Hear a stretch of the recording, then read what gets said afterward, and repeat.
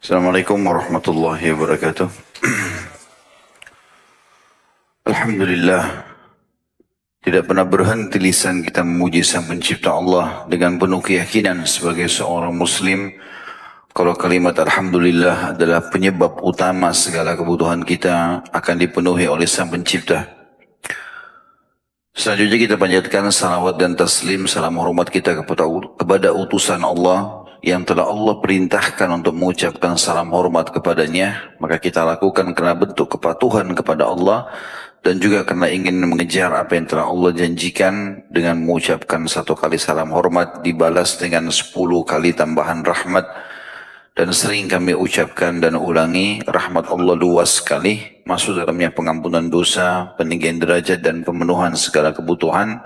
Maka selalulah setelah memuji dan memuja Allah, Alhamdulillah, selalu mengucapkan salawat dan taslim kepada Nabi besar Muhammad sallallahu alaihi wasallam.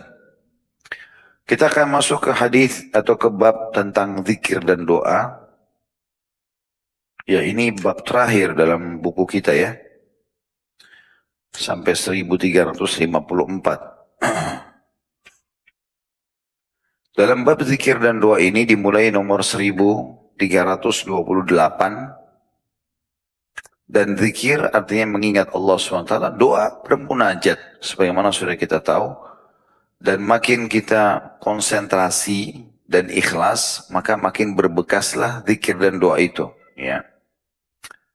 Di nomor 1328 hadis pertamanya dalam bab ini dari Abu Hurairah radhiyallahu anhu, beliau berkata, Rasulullah SAW bersabda, yaqulullahu ta'ala ana ma 'abdi ma dzakarani wa taharrakat bi syafatahu. Hadis riwayat Ibnu Majah jilid 2 halaman 1246, Ibnu Hibban jilid 3 halaman 97, Imam Bukhari secara muallak. Mu'allak artinya dimasukkan dalam di bagian bawah bukunya, tambahan jilid 9 halaman 187 dan dinilai hadis ini dalam Sahih At-Targhib oleh Syekh Albani jilid 2 halaman 203 dengan sahih di ghairihi, atau dia jadi derajat sahih karena dibantu oleh riwayat-riwayat lain. Hadis ini hadis qudsi. Allah mengatakan, aku selalu bersama hambaku selama dia mengingatku dan selama kedua bibirnya bergerak dengan menyebut namaku. Ya, ini hadis pertama dalam keutamaan zikrullah. Dan teman-teman sekalian, kalau seandainya ada orang yang berkata, kalau kau perlu apa-apa telepon saja. Setiap saat 24 jam. Saya akan selalu hadir untuk membantu. Dan kita buktikan ternyata pada saat kita telepon, iya, dijawab sama dia dan dia penuhi kebutuhan kita, dia datang, dia bantu, dia transfer dan segala macam. Maka itu kalau ada manusia seperti ini, pasti kita merasa nyaman dengan dia. Dan dia selalu menawarkan jasa yang terbaik. Sebenarnya hadits ini menjelaskan masalah itu ya. Tetapi ini bukan lagi kepada jajaran manusia, tapi kepada Sang Pencipta Allah. Allah mengatakan, aku selalu bersama hambaku selama dia mengingatku. Dalam arti kata Allah SWT selalu hadir. Setiap saat kita minta apapun dikasih. Kita bertobat dari kesalahan pun dimaafkan. Dan selama kedua bibirnya bergerak dengan menyebut namaku. Ada dalam Al-Quran, saya tidak teringat dalam ayat berapa dan surah apa, tetapi ayat ini menjelaskan tentang kondisi masyarakat Mekah. Di antara potongan ayatnya Allah mengatakan, dan Allah tidak akan mungkin menyiksa mereka, hai Muhammad, selama engkau berada di tengah-tengah mereka. Jadi tidak mungkin azab Allah datang sementara Nabi Muhammad SAW ada, dan tidak mungkin juga ya, Allah mengadab mereka selama mereka beristighfar. Ya, padahal itu penyembah berhala. Tapi ada kalimat-kalimat mereka mengatakan, ya Allah ampunilah, rahmat Allah luas sekali. Hadis yang selanjutnya yang kedua adalah hadis nomor 1329 dari Muadz bin Jabal radhiyallahu anhu. Beliau berkata, Rasulullah SAW bersabda, "Ma amila ibnu Adam amalan anjalahu min adzabillahi min dzikrillah." Tidaklah anak Adam itu atau manusia melakukan satu amalan yang lebih menyelamatkannya dari azab Allah daripada amal zikrullah. Jadi kalau kita zikrullah, itu tidak ada amal yang bisa menyelamatkan dari azab Allah sehebat itu. Apapun lafaz zikirnya. Apapun lafaz zikirnya. Walaupun ada nanti di kedepannya ini beberapa bentuk zikir yang dikhususkan oleh Nabi SAW untuk dibaca ya. Kemudian hadis ini juga memberikan gambaran bagaimana seseorang bisa selamat dari azabullah. Maksudnya di dunia, gangguan orang, penyakit yang menular atau apa saja, itu tidak jadi datang justru karena seringnya orang zikrullah. Kalau individu seperti itu, kalau ada majelis seperti ini, misalnya majelis ilmu, ada seorang pemateri yang lainnya pada dengar, ini juga majelis zikir namanya. Ya. Karena zikir itu lebih global. Bukan hanya mengucapkan subhanallah, alhamdulillah, tapi semua yang mengingat Allah dikatakan zikrullah. Ya, termasuk ilmu misalnya. Maka kalau ada orang berkumpul seperti ini, dengarkan keutamanya dalam hadis riwayat Muslim. Dan ini disebutkan di jilid 4 halaman 2074. Kata Nabi dari Abu Hurairah radhiyallahu anhu bahwasanya Rasulullah SAW bersabda, "Ma qa'ada qaumun ya, ma jalasa qaumun majlisan yadhkuruna Allah fihi illa haffathumul malaika wa ghashiyatuhumur rahmah wa dzakarahumullahu fi man indah." Tidak ada satu kaum, dan kaum ini 3 orang ke atas, rame-rame, duduk di satu majelis di mana mereka berzikir kepada Allah di dalamnya. Melainkan pasti para malaikat mengelilingi mereka, rahmat menyelimuti mereka, dan Allah menyebut-nyebut mereka di hadapan para malaikat yang ada di sisinya. Ya, nah, di sini sebagaimana kita sudah tahu tadi hadis riwayat Imam Muslim. Hadis ini memberikan gambaran kepada kita tentang pentingnya zikrullah. Ya, kita selalu berzikir kepada Allah SWT, baik dalam keadaan kita berdiri, duduk, berbaring. Usahakan selalu jari-jari kita ini bergerak untuk berzikir. Apakah kita baca subhanallah 100 kali, alhamdulillah 100 kali, Allah Akbar 100 kali.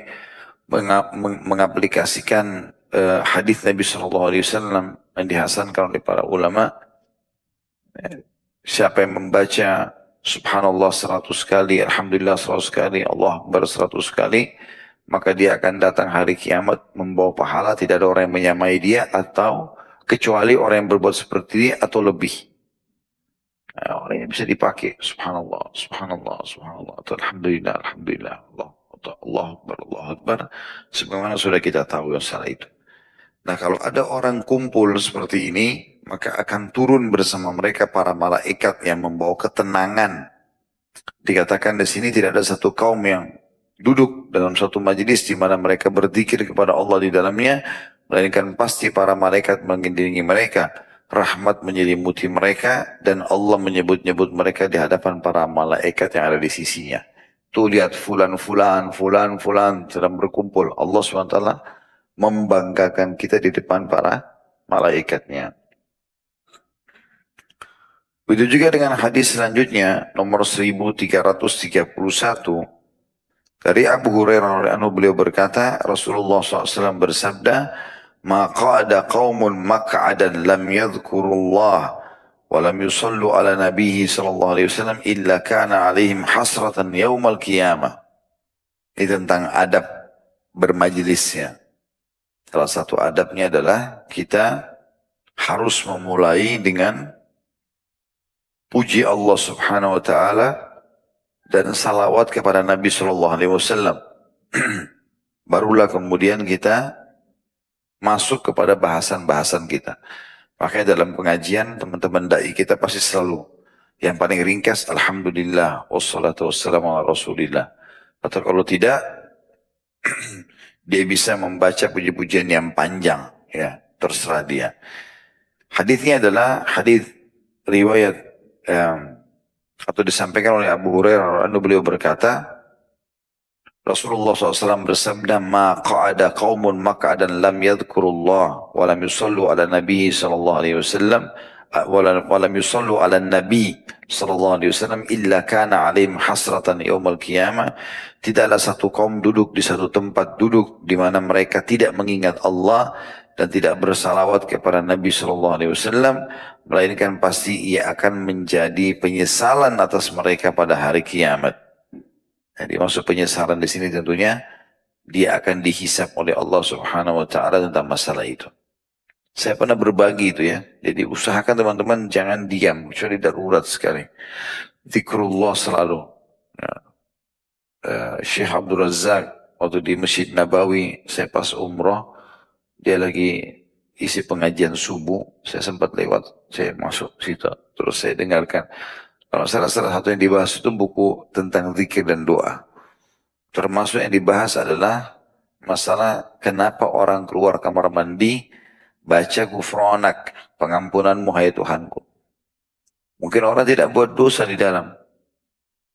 Maka beliau mengatakan, para ulama menyebutkan hikmahnya mengucapkan gufronak, pengampunanmu pada saat keluar dari kamar mandi, karena dikhawatirkan lalai saja dari zikrullah. Kayak maaf, orang lagi di kloset, orang lagi mandi, dia tidak boleh menyebutkan nama Allah, apalagi kalau lagi di kloset. Maka itu sudah cukup dianggap kelalaian. Oleh karena itu pada saat keluar membaca gufranak. Ya, saking pentingnya zikrullah itu. Saking pentingnya zikrullah. Itu yang dimaksud dengan hadis nomor 1331. Jadi usahakan kita mulai alhamdulillah wassalatu wassalamu ala rasulillah. Baik mau buka ceramah, mau buka mengajar, mau apalah ya. Semuanya kita mulai dengan, selama itu kita positif, kita mulai dengan tahmid dan salawat kepada Nabi alaihissalatu wassalam. Kemudian termasuk zikir yang sangat ditekankan di pagi hari terutama.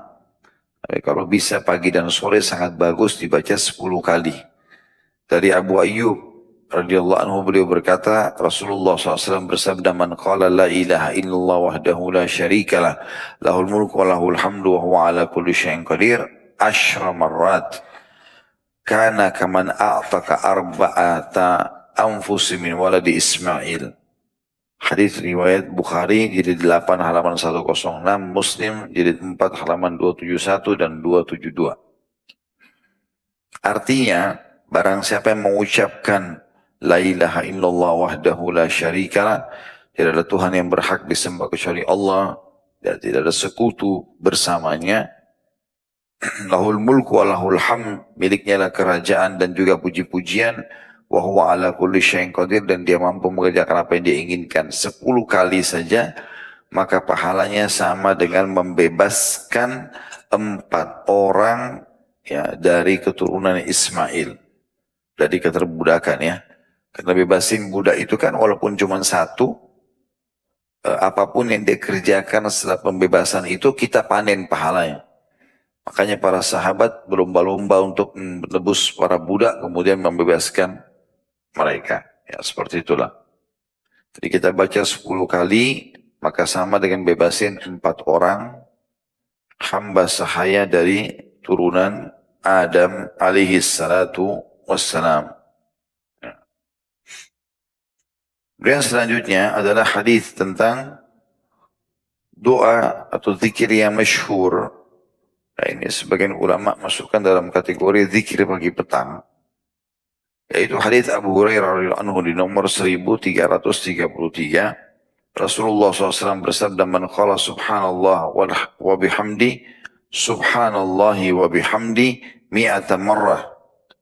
Siapa yang membaca subhanallahi wa bihamdi 100 kali, huttat anhu khataya, akan dibersihkan dosa-dosanya. Wa in kanat mithla zabadil bahar, walaupun sebanyak buih di lautan. Berarti di sini zikrullah mendatangkan pengampunan dosa. Padahal cuma salah satu dari substansialnya. Subhanallah wa bihamdi, subhanallah wa bihamdi, subhanallah wa bihamdi. Terus saja kita lakukan itu. Maka ini insya Allah akan memberikan kepada kita apa yang telah dijanjikan di dalam hadis ini.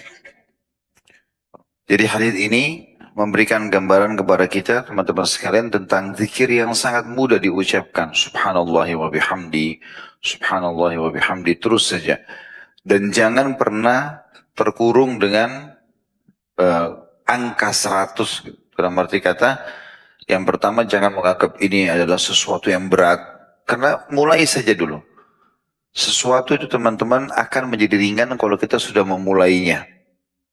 Mulai saja dulu. Kalau kita belum memulai, apalagi itu dalam ibadah, maka syaitan akan beratkan. Mulai dulu. Kalau kita sudah mulai jalan, maka misalnya kita berzikir, secara otomatis dengan sendirinya kita akan sampai ke angka itu juga. Ya. Dan ini apalagi kalau dalam hadis ini tidak disebutkan apakah dia harus difokuskan di pagi hari saja atau di sore hari saja. Lebih global, siapapun yang membaca subhanallah wa bihamdi 100 kali sehari, maka akan diampuni dosanya walaupun sebanyak buih di lautan. Kita bisa bayangkan lautan yang sangat luas karena kalau ada ombak seringkali karena kadar garamnya tinggi ada buih-buihnya kayak busa-busa itu kan banyak sekali. Sebanyak itu pun dosa-dosanya akan dimaafkan. Padahal dengan membaca 100 kali saja. Coba teman-teman praktekin kayak buat dari masjid atau majelis ilmu ini misalnya membaca subhanallah wa bihamdi lagi tunggu lift, lagi antri mau bayar parkiran misalnya, atau lagi pulang sebentar dari sini menuju ke rumah, ya itu semuanya digunakan untuk membaca dan ini keutamaan sangat luar biasa. Bagaimana diampuni semua dosanya, ya, walaupun sebanyak buih di lautan. Ya. Kemudian hadis selanjutnya, bentuk zikir juga yang sangat dianjurkan adalah hadis nomor 1334. Kalau tadi hadis tentang subhanallah wa bihamdi 100 kali akan dimaafkan dosanya walaupun sebanyak buih di lautan, itu diriwayatkan Imam Bukhari jilid 8 halaman 107 dan Muslim jilid 4 halaman 2071. Hadis selanjutnya 1334 dari Juwairiyah binti Harith radhiyallahu anha. Ini salah satu istri Nabi sallallahu alaihi wasallam. Beliau berkata, Rasulullah SAW pernah bersabda kepadaku, laqad qultu ba'daki arba'a kalimatin law wuzinat bima qulti mundul yaum lawazanathunna. Subhanallahi wa bihamdi adada khalqi wa ridha nafsi wa zinata arshi wa midada kalimati. Hadis ini riwayat Muslim jilid 4 halaman 2090. Artinya, jadi kebetulan ceritanya begini, Juwairiyah ini kan istri Nabi yang termasuk bagian dari harta rampasan perang Nabi SAW. Lalu Nabi tawarkan, kalau kau ingin masuk Islam, saya akan nikahi kamu. Berarti sudah lepas dari keterbudakan dan langsung pindah jadi status istri raja dan istri Nabi gitu kan. Maka Juwairiyah langsung terima. Lalu Nabi SAW sempat tanya, waktu dia sudah syahadat, kenapa kok begitu cepat menerima penawaran ini? Dia bilang, ya Rasulullah, sebelum Anda datang untuk menyerang wilayah kami, saya bermimpi ada cahaya yang keluar dari Madinah, masuk ke kamar tidurku. Dan aku menakwilkan itu adalah Anda. Gitu kan? Nah Juwairiyah ini pernah, waktu Nabi SAW lagi mau keluar rumah, ya, di pagi hari, dia lagi berzikir. Dan kebetulan yang dibaca sama dia kalimat tadi ya subhanallah wa bihamdi, subhanallah wa bihamdi, begitu terus. Dan itu Nabi SAW pergi ke masjid sampai pulang habis sholat subuh, habis waktu syuruk, waktu duha biasanya baru beliau pulang.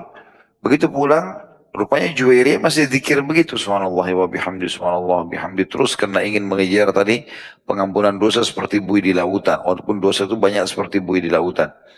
Maka Nabi SAW ajarkan sebuah tambahan, yang tambahan ini sebenarnya sifatnya bisa dibaca dalam semua zikir. Setelah zikir baru dibaca itu.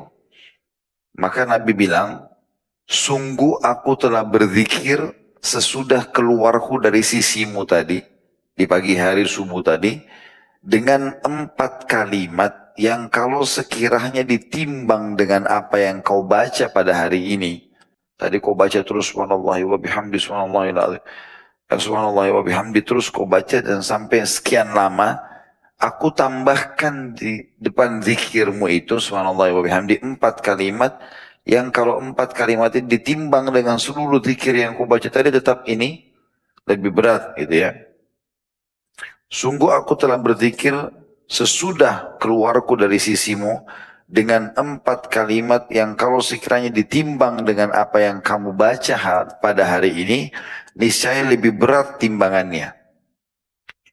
Maka beliau mengambilkan yaitu setelah membaca subhanallahi wa bihamdi ada khalqi sejumlah makhluknya wa ridha nafsih dan ridha dirinya, maksudnya ridha Allah menerima itu ya, wa zinata arsyih dan seberat timbangan arsynya. Arsynya Allah makhluknya Allah yang paling besar gitu kan, itu sangat berat tentunya. Dari sejumlah itu saya membaca subhanallah wa bihamdi ini. Wa midada kalimati dan juga semelimpah tinta kalimatnya Allah. Nah, kita sudah tahu di akhir surah Al-Kahfi Allah mengatakan itu ya.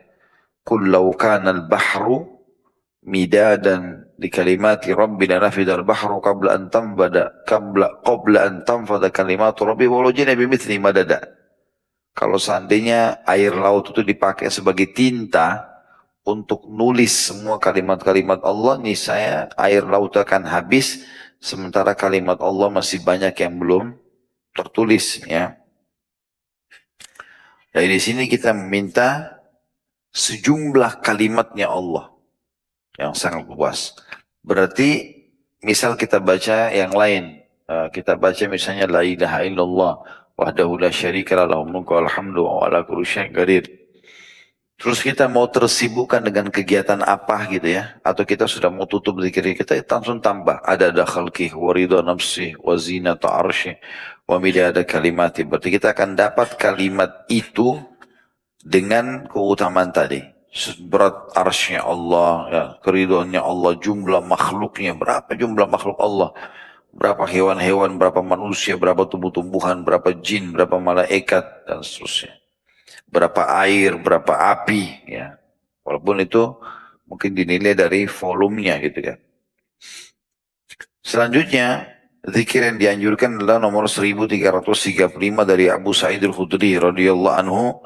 Beliau berkata Rasulullah SAW bersabda, Al-Baqiyatus Salihat, La ilaha illallah, wa subhanallahi, wallahu akbar, walhamdulillah, wa la hawla wa la quwata illa billah. Ketahuilah kalimat dan amal yang kekal lagi soleh. Artinya paling besar pahalanya. Kalau kau sedang berzikir, yaitu membaca La ilaha illallah.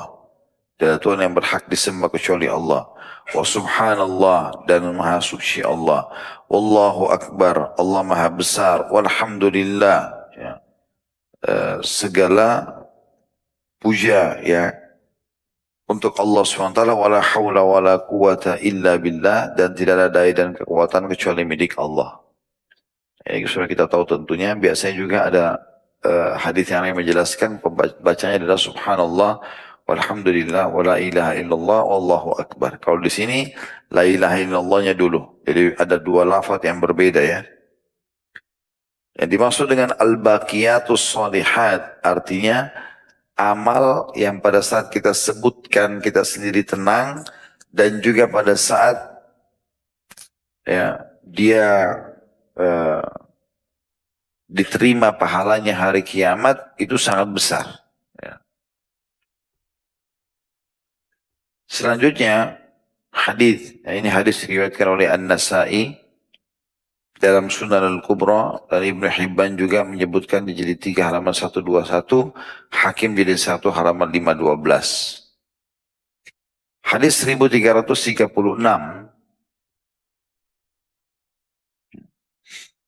dari Samurah bin Jundub radhiyallahu anhu, beliau berkata, Rasulullah SAW bersabda, "Habbul kalami ilallahi arba'ah. La yadurruka bi'ayyihinna bada'ta. Subhanallah walhamdulillah wa la ilaha illallah wallahu akbar." Hadis riwayat Muslim. Ya. Di jilid 3 halaman 1685. Artinya, bacaan zikir yang paling dicintai oleh Allah ada 4. Tidak membahayakanmu atau tidak ada kerugian untukmu dengan yang mana saja engkau mulai. Subhanallah, maha suci Allah, walhamdulillah, dan segala puji bagi Allah, wala ilaha illallah, tidak ada Tuhan berhak disembah kecuali Allah, Allahu akbar, dan Allah maha besar. Artinya boleh teracak di sini. Karena dalam hadis yang sebelumnya teracak itu. Kesannya ya kalau disusun sesuai dengan hadis ini, berarti dia la ilaha illallah, subhanallah, wallahu akbar, walhamdulillah, wala hawla wala quwwata illa billah. Rapi, tetapi di sini Nabi SAW berikan kita solusi yang lain, yaitu kita tidak harus terikat dengan urutannya. Maka di sini dikatakan 4 kalimat yang paling Allah cintai dan tidak masalah yang mana kau dahulukan. Subhanallah, alhamdulillah, wa la ilaha illallah, Allahu akbar. Berarti bisa juga orang bilang subhanallah, alhamdulillah, Allah akbar, wa la ilaha illallah. Seperti itulah. Seperti zikir habis sholat. Tapi bedanya la ilaha illallahnya itu menjadi di sini dibaca sampai 100 kali. Hadis selanjutnya 1337 dari Abu Musa al-Asy'ari radhiyallahu anhu, beliau berkata, Rasulullah SAW bersabda, ya Abdullah bin Qais, ala adulluka ala kanzin min kunuzil jannah, la hawla wa la quwata illa billah. Wahai Abdullah bin Qais, maksudnya Abu Musa radhiyallahu anhu, maukah, kata Nabi SAW, aku tunjukkan kepadamu salah satu harta simpanan surga. Kata sahabat ini, iya. Nah, kata Nabi SAW, la hawla wa la quwata illa billah. Tidak ada daya dan kekuatan kecuali milik atau sesuai dengan kehendak Allah. Ya. Sudah masyhur hadisnya tentang masalah la hawla wa la quwata illa billah.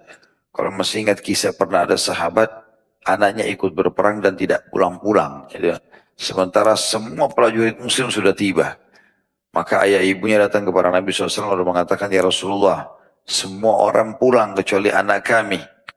Bisakah kami tahu keberadaannya di mana? Maka Nabi SAW ingatkan agar mereka pulang saja karena sudah malam waktu itu, dan mengamalkan la haula wa la quwata illa billah. Itu aja. Diulang-ulangi terus. Maka kedua suami istri ini mengamalkan sampai mereka tertidur di malam hari. Sebelum subuh, menjelang subuh, tiba-tiba ada yang ketuk pintu.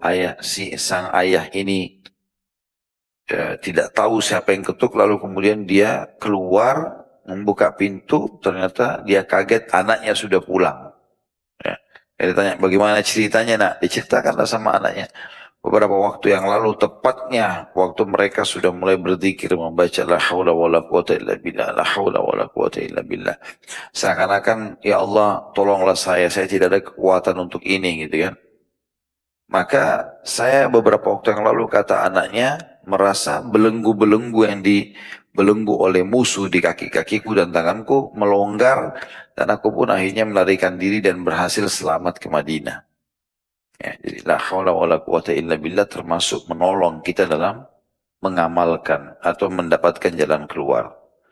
An-Nasai menambahkan, kalau tadi itu disebutkan Imam Bukhari di jilid 5 halaman 170 dan jilid 8 halaman 102, Imam Muslim jilid 4 halaman 2076 dan 2077. Dalam riwayat An-Nasai ditambahkan, wala malja'a minallahi illa ilaih. Dan tidak ada tempat berlindung dari azab Allah kecuali bersandar kepadanya. Ini disebutkan ya, oleh An-Nasai dalam Sunan Al-Kubra, tapi dilemahkan oleh Syekh Albani. Ya. Jadi yang cukup adalah la haula wa la quwata illa billah. Jadi tidak usah ditambah wala malja' minallahi illa ilaih. Setelah itu teman-teman sekalian ada dua buah hadis. Satu, dua, tiga. Ya. Mungkin 3 atau 4 hadis ya, menjelaskan tentang keutamaan doa. Kalau tadi sebelumnya adalah keutamaan zikrullah. Ya. Di nomor 1338 dari Nu'man ibn Bashir radhiyallahu anhu dari Nabi SAW, beliau bersabda, Inna du'a huwal ibadah.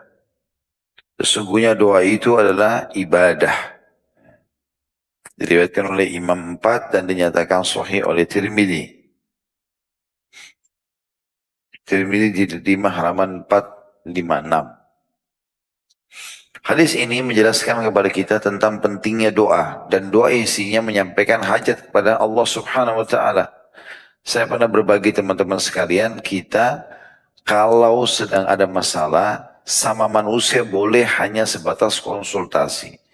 Dan itu kalau masalah sakit badan kepada dokter sudah kita tahu.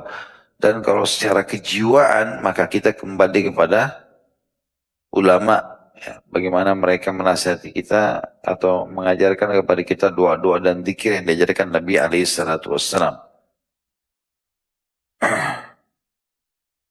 Dan di sini ya, hadis ini menjelaskan sesungguhnya doa itu adalah ibadah, maksudnya inti daripada ibadah.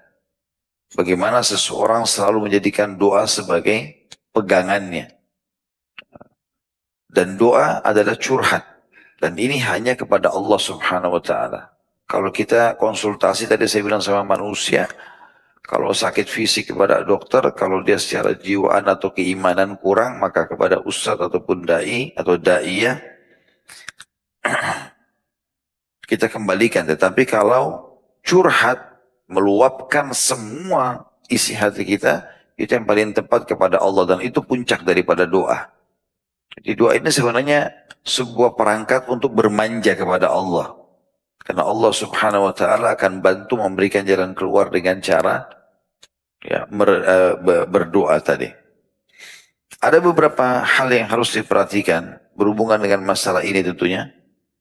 Baik sebentar. Hadis ini diriwayatkan oleh Abu Dawud jilid 2 halaman 76, An-Nasai dalam Sunan Kubra jilid 6 halaman 450, Tirmidzi jilid 5 halaman 211, Ibnu Majah jilid 2 halaman 1258. Riwayat setelahnya, tapi ini riwayat dilemahkan oleh Syekh Albani, yaitu lafadznya dari Anas secara marfu, ad-du'a mukhul ibadah. Doa itu adalah otaknya atau inti daripada ibadah. Jadi kalau kita lihat sebelumnya cuma langsung divonis doa itu adalah ibadah. Baik. Karena sudah masuk waktu asar insyaallah kita lanjutkan lagi di pertemuan akan datang Selasa depan insyaallah. Subhanakallahumma bihamdika asyhadu an la ilaha illa anta astaghfiruka wa atubu ilaik. Wassalamualaikum warahmatullahi wabarakatuh.